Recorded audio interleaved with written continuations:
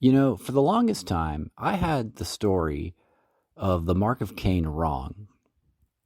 If you had asked me to summarize it, I would have said, yeah, Cain kills Abel, and then God punishes him with exile, and then he thinks his punishment is too severe, and he's worried that other people are going to kill him, so God promises him protection in the form of giving him a mark so that nobody else will kill him, right? That's what I thought from memory the story of the mark of Cain was, but that's not actually true. God doesn't promise Cain protection, right? Let's have a look.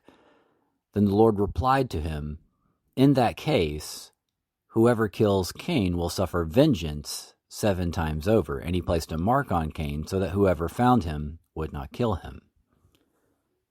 So you see, he promised him vengeance, not protection, which is kind of cold when you think about it. You killed Abel, and now you have to face a world where murder is an option that's on everyone's minds, and you're the world's first villain for killing someone. You have to live in a world where you have to always look over to your shoulder and worry about something like that. You just have to face the consequences of those actions in the same way that I let you make those decisions that led to murdering Abel. I'm going to let other people make those same decisions too.